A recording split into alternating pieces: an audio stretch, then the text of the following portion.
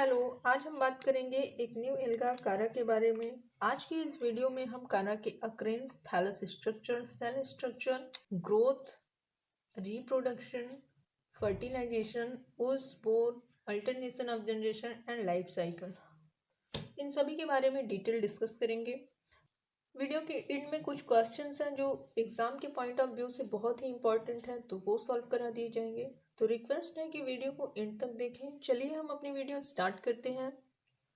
तो सबसे पहले कारा का सिस्टमैटिक पोजीशन देखेंगे। तो जो डिवीजन है कारा का वो है क्लोरोफाइटा, क्लास क्लोरोफाइसी, फैमिली कैरेसी और जीनस कारा। वही हमारी जो नेक्स्ट हेडिंग है वो है अक्रेंस। तो जो कारा की स्पीसीज हैं 1800 स्पीसीज कारा के ज्ञात हैं।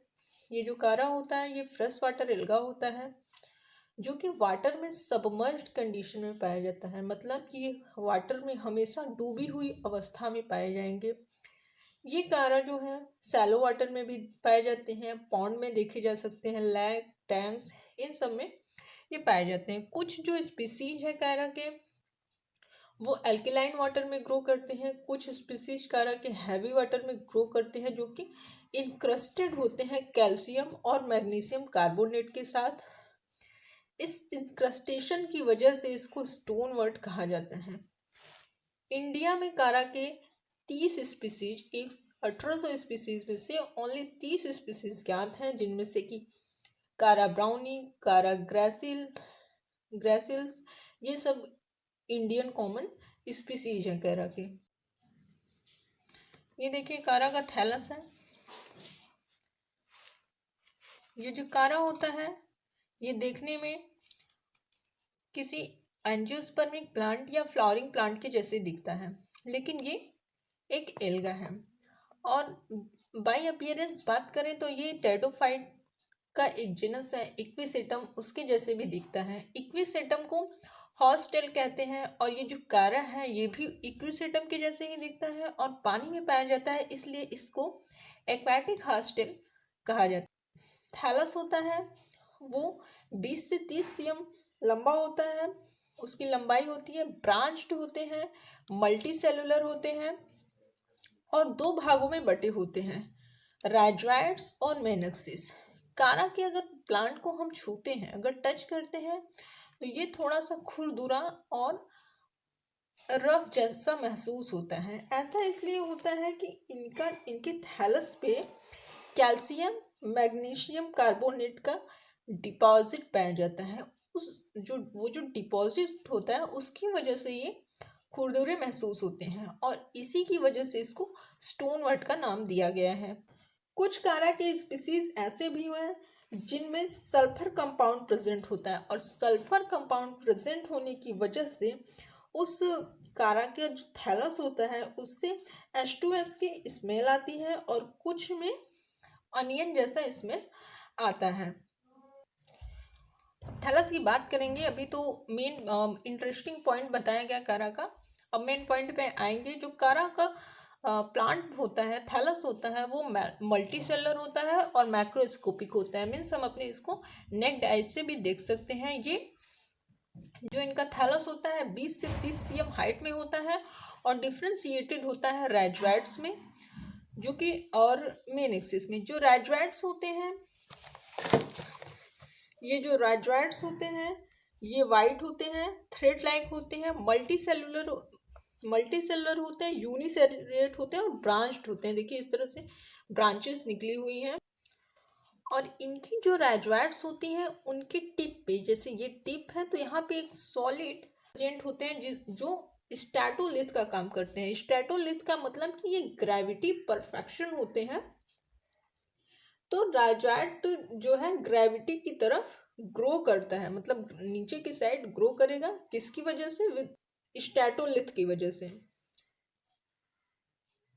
ये जो राइड्राइड होते हैं मड में पाए जाएंगे और इनका जो काम होता है वो मिनरल एब्जॉर्प्शन का काम होता है, सबस्ट्रेटम से अटैचमेंट का काम होता है। अब बात करेंगे सेकंड जो पॉइंट है वो है मेन एक्सिस। दो भागों में बटा है, राइड्राइड और मेन एक्सिस। जो मेन एक्सिस होता है वो वाटर बॉडी में सबमर्ज्ड कंडीशन में पाया जाता है और ये जो रैजॉइड्स होते हैं वो मड में पाए जाएंगे। तो मेन एक्सिस जो होता है लॉन्ग होते हैं, ब्रांच्ड होते हैं, डिफ्रेंशिएटेड होते हैं, दो भागों में नोड और इंटरनोड। इंटरनोड जो होता है वो दो भागों में डिफ्रेंशिएटेड होता है, एक्सियल सेल्स और कॉर्टिकल सेल्स। ये देखिए, ये मेन एक्सिस है, ये ब्रांच्ड है, ये दो भागों में डिवाइड है। इस यहाँ से जहाँ पे ब्रांचेस ऑफ लिमिटेड ग्रोथ है उसे नोड कहेंगे, और जो ये लीफ पे लगी हुई है उसको इंटरनोड कहेंगे। और इसमें तीन अपेंडेजेस अराइज होते हैं। कहाँ से? नोड से। नोड से तीन अपेंडेजेस अराइज होंगे। पहला जो है वो ब्रांच ऑफ लिमिटेड ग्रोथ है, सेकंड जो है ब्रांचेस ऑफ अनलिमिटेड ग्रोथ है, एंड थर्ड जो है वो स्टेपलॉइड है। ये जो संरचना है ये ब्रांचेस ऑफ लिमिटेड ग्रोथ की संरचना है। इसमें क्या होंगे, जो होल्स ऑफ लीफ हैं उनका जो नंबर होगा वो 6 to 16 होगा, 6 to 16 होगा। इससे ज़्यादा ये ग्रोथ नहीं कर पाएंगे। इतना ही होते ही इनमें जो ग्रोथ है वो रुक जाती हैं, इसलिए इसको ब्रांचेस ऑफ लिमिटेड ग्रोथ कहा गया है, क्योंकि इनका जो ग्रोथ होता है वो एक लिमिट में होता है। ब्रांचेस ऑफ लिमिटेड ग्रोथ के बेसल एरिया पे सेक्स ऑर्गन पाए जाएंगे, ग्लोब्यूल और न्यूक्लियल। उसी ग्लोब्यूल जो सेक्स ऑर्गन है, उसी ग्लोब्यूल और न्यूक्लियल को के सेपरेशन के लिए सेपरेशन करता हुआ एक लीफ जैसी संरचना प्रेजेंट होगी, जिसे स्टेपलॉइड कहेंगे। ठीक है। और इसी ब्रांचेस ऑफ लिमिटेड ग्रोथ से ब्रांचेस ऑफ अनलिमिटेड ग्रोथ निकलती है। उसमें क्या होंगे, जो नंबर ऑफ लीव्स होंगे उनमें कोई भी लिमिट नहीं होगा ग्रोथ का। ठीक है। तो ये ब्रांचेस ऑफ लिमिटेड ग्रोथ है, और ये जो है अपेंडेजेस एट नोड्स है। इसको सेकेंडरी लैटरल स्टेपलॉइड कहेंगे। स्टेपलॉइड को सेकेंडरी लैटरल्स कहते हैं, प्राइमरी लैटरल्स कहते हैं हम ब्रांचेस ऑफ लिमिटेड ग्रोथ को। इसको इंटरनोड कहेंगे, इसको डिसेंडिंग कॉर्टिकल फिलामेंट कहेंगे, इसको असेंडिंग कॉर्टिकल फिलामेंट कहेंगे, और इसको सेकेंडरी लैटरल्स कहेंगे। अब हम सेल स्ट्रक्चर की बात करेंगे तो जो नोडल सेल्स होते हैं सेल स्ट्रक्चर में, जो सेल में नोडल सेल होते हैं वो क्या होते हैं, यूनिन्यूक्लिएट होते हैं, और इनमें जो साइटोप्लाज्म होता है वो डेंस होते हैं, और कुछ इनमें इलिप्सॉइडल क्लोरोप्लास्ट पाए जाते हैं। डेंस साइटोप्लाज्म के साथ इलिप्सॉइडल क्लोरोप्लास्ट पाए जाते हैं। वहीं ये नोडल सेल्स की बात, वहीं इंटरनोड सेल्स की बात करेंगे तो जो ये इंटरनोड सेल्स होते हैं वो इलांगेटेड होते हैं with each with large central vacuoles. उनमें सेंट्रल वैक्यूल प्रेजेंट होंगे, बहुत सारी न्यूक्लियाई प्रेजेंट होंगी, इम्यूरेबल डिस्क्वायर्ड क्लोरोप्लास्ट प्रेजेंट होंगे। और जो साइटोप्लाज्म होता है इस सेल का दो भागों में डिवाइड होगा, एक्टोप्लाज्म और इनर इंडोप्लाज्म। केवल इंडोप्लाज्म ही कैपेबल होता है स्ट्रीमिंग के लिए।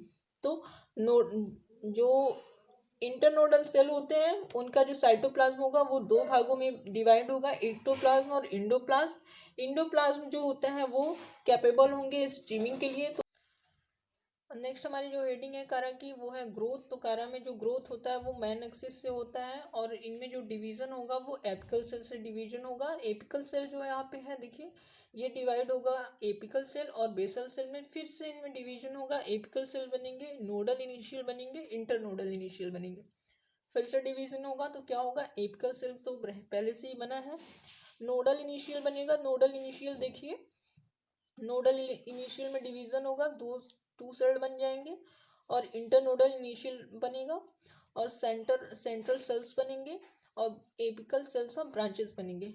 जो इंटरनोडल इनिशियल है इनमें कोई डिवीजन नहीं होगा, नोडल इनिशियल डिवाइड होंगे दो सेल्स में, फिर से ये नोडल इनिशियल डिवाइड होंगे, और इस तरह से पेरीफेरल सेल्स बना लेंगे। ये पेरीफेरल सेल्स मदर सेल्स के जैसे कार्य करती है, और यही पेरीफेरल सेल्स एपिकल सेल्स के जैसे भी कार्य करती हैं। और जब ये मदर सेल्स के जैसे कार्य करेंगे तो वो प्राइमरी लैटरल्स के लिए वर्क करेंगे, और जब बेसल नोड पे वर्क करेंगे तो वो रेजोइड्स के लिए वर्क करेंगे। तो ये था कारा का growth stage in apical growth of कारा। नेक्स्ट हमारी जो हेडिंग है वो है रिप्रोडक्शन। तो कारा में जो रिप्रोडक्शन होता है वो वेजिटेटिव और सेक्सुअल मेथड से होता है। एसेक्सुअल रिप्रोडक्शन एब्सेंट होते हैं। क्यों एब्सेंट होते हैं? क्योंकि इनमें एसेक्सुअल स्पोर्स नहीं बनते हैं। तो वेजिटेटिव रिप्रोडक्शन में पहला जो रिप्रोडक्शन है वो है एमाइलम स्टार। इसमें क्या होंगे कि जो कारा का प्लांट बॉडी होता है उसके बेसल नोड पे कुछ सेल्स डेवलप हो जाएंगे, और जो वो सेल्स डेवलप होंगे वो एक पिक्यूलियर फैशन में डेवलप होंगे, और इस तरह से स्टार जैसी संरचना बना लेंगे। और वो जो स्टार जैसी संरचना बनती है उनमें माइलम स्टार्च भरे होते हैं, और ये इनमें क्या होंगे, जब ये एमाइलम स्टार जो भरे होंगे स्टार जैसी संरचना में, ये जब डिटैच होंगे प्लांट बॉडी से तो इनके पास कैपेबिलिटी होती है कि एक न्यू कारा के थैलस को ग्रो कर सके। तो ये था एमाइलम स्टार। नेक्स्ट है रूट बल्बिल्स।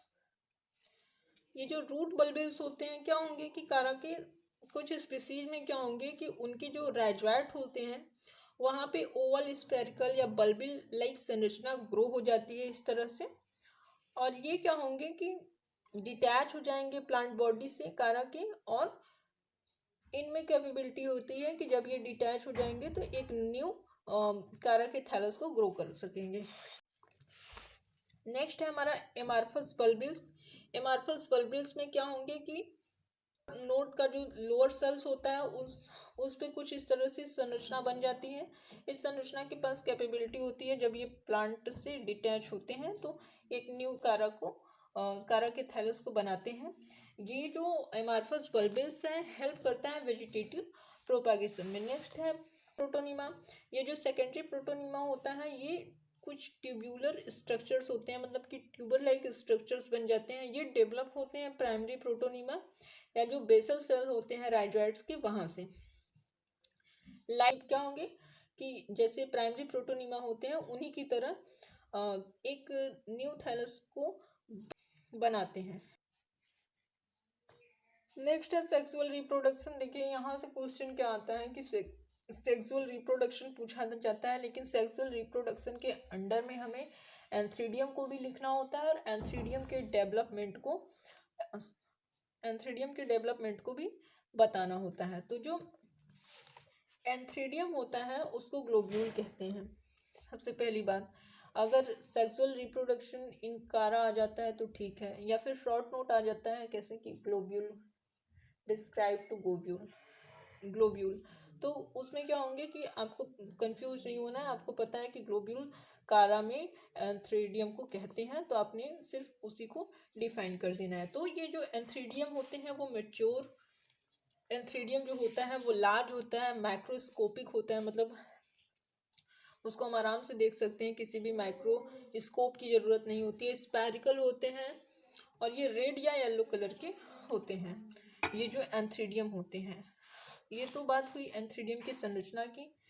अब हम डिस्कस करेंगे डेवलपमेंट ऑफ एंथ्रीडियम। तो डेवलपमेंट में क्या होंगे कि एपिकल सेल्स जो हैं वो डिवाइड होंगे। सबसे पहले जब ये एपिकल सेल्स डिवाइड होंगे तो एंथ्रीडियल इनिशियल्स बनेगा, पेडिकल सेल्स बनेंगे और नोडल सेल्स बनेंगे।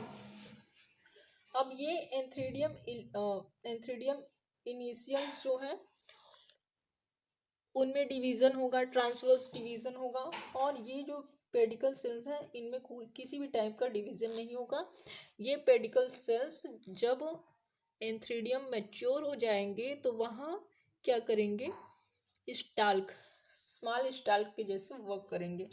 तो एंथ्रीडियल इनिशियल यहाँ पे देखिए है एक, यहाँ से ट्रांसफर डिवीजन हुआ, टू सेल बने, 2 से 4 बने, इस तरह से डिवीजन हुआ। फिर क्या हुआ कि जब 4 बन गए तो एक इस तरह से संरचना बन गई, गोल संरचना बन गई जिसको सेल कहेंगे।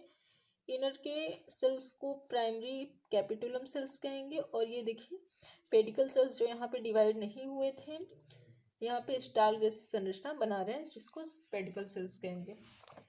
अब 4 सेल के बाद जब डिवीजन होगा तो 8 सेल बनेंगे। जब 8 सेल बनेंगे तो ये सेल कहलाएगा, इसको मैनुब्रियल सेल्स कहेंगे, इसको प्राइमरी कैपिटुलम सेल्स कहेंगे, और ये पेडिकल सेल्स है। जो जब 8 सेल बनता है उस स्टेज को ऑक्टैन स्टेज कहते हैं।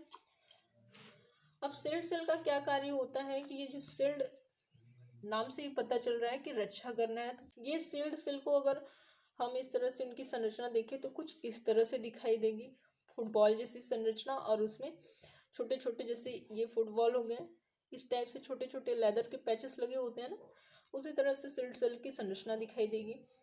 अब इस सेल का जब हम लोग एलएस निकालेंगे तो कुछ इस तरह से संरचना दिखाई देगी, जिनमें क्या होंगे कि प्राइमरी या मिडल को सेल को प्राइमरी कैपिटुलम सेल कहा गया है। प्राइमरी कैपिटुलम सेल्स होंगे, वहां से सेकेंडरी रेटिकुलम सेल्स निकलेंगे, इस तरह से कुछ थ्रेड लाइक स्ट्रक्चर निकली होंगी जिसे एंथ्रेडियल फिलामेंट कहेंगे।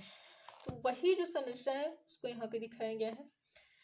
तो यहाँ पे क्या है, जो सेल है कुछ टाइम बाद जो सेल है वो इस तरह से नीचे इस तरह से लग जाएंगे, और इस तरह से एंथ्रेडियल फिलामेंट निकल प्राइमरी प्रोटोनिमा हो, प्राइमरी कैपिटुलम सेल्स होंगे। उस प्राइमरी कैपिटुलम से सेकेंडरी कैपिटुलम सेल्स लगे होंगे, उस सेकेंडरी कैपिटुलम सेल से एंथ्रेडियल फिलामेंट निकले होंगे। एंथ्रेडियल फिलामेंट में ही एंथेरोजाइट प्रेजेंट होते हैं, जो कि कॉइल्ड फॉर्म में होते हैं, फ्लैजेलेटेड होते हैं। जब लिबरेशन का टाइम आता है तो वाटर में, तो ये जो सेल हैं एक दूसरे से सेपरेट हो जाते हैं, और जो मदर सेल का स्पर्म होता है वो वाटर के कांटेक्ट में आते ही जिलेटिनाइज्ड हो जाता है, और जो एंथेरोजॉइड हैं वो फ्रीली पानी में स्विम करने लगते हैं। स्विम करते हुए वो फीमेल सेक्स ऑर्गन की तरफ जाते हैं। तो ये था डेवलपमेंट ऑफ एंथ्रेडियम। अब हम देखेंगे डेवलपमेंट ऑफ ओगोनियम।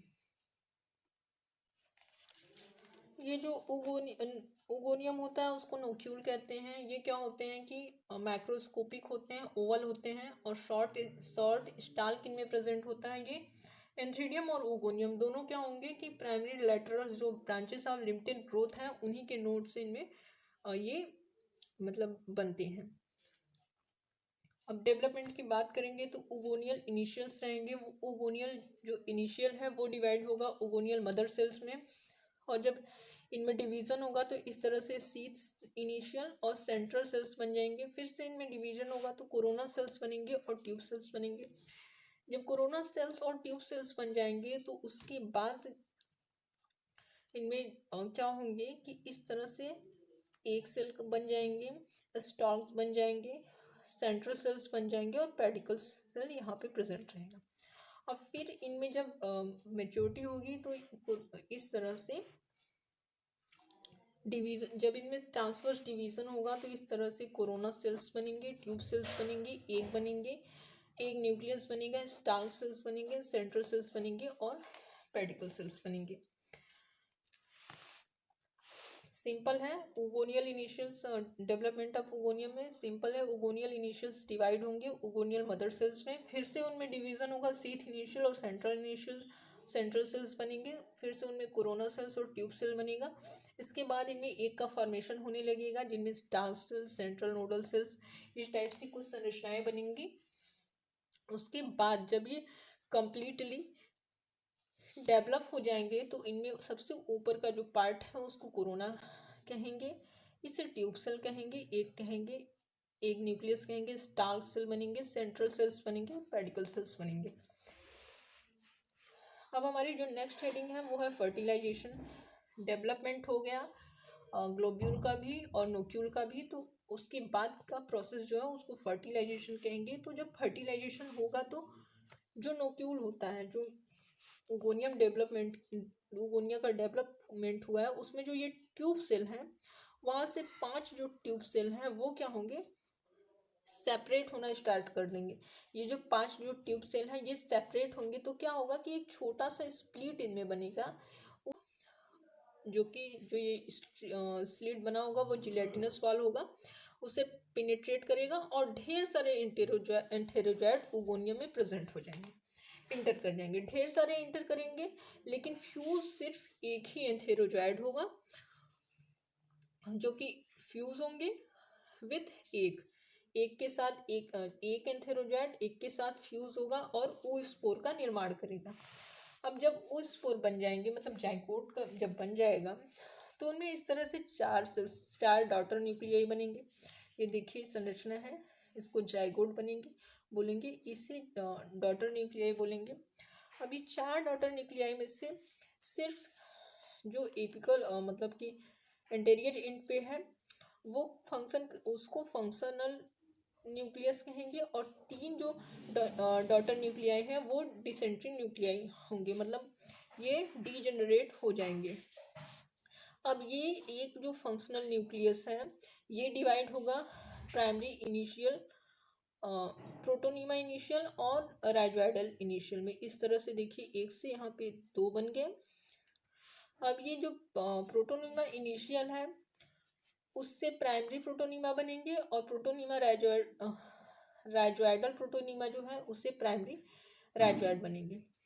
अब ये प्राइमरी प्रोटोनीमा कारा के मेन एक्सिस को डेवलप करेगा, और ये जो प्राइमरी राइजोइड है वो राइजोइड फॉर्मेशन में हेल्प करेगा।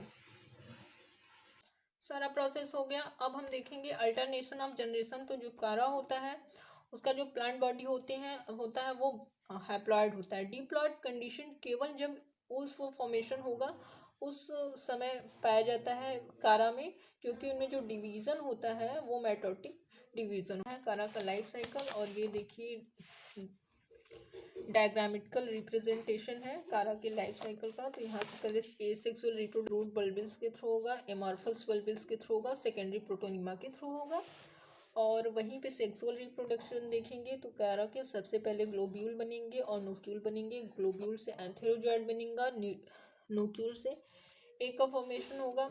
अब इस एंथेरोजॉइड और एक में फ्यूजन होगा तो फर्टिलाइजेशन होगा। फर्टिलाइजेशन के बाद फ्यूज जाइगोट